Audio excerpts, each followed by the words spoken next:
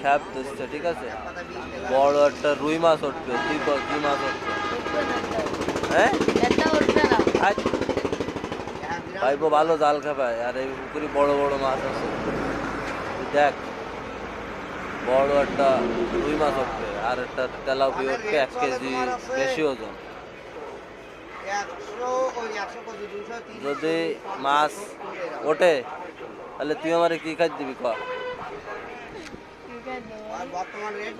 আর যদি না ওঠে তাহলে তুই কি খাবি ক? খ্যাপ দিয়েছে ভাই, খেপাত পারে খুব ভালো, দেখছে ফাইন খ্যাপ দিয়েছে। মাছ উঠবেন তুই, তাই দেখ বড় মাছ।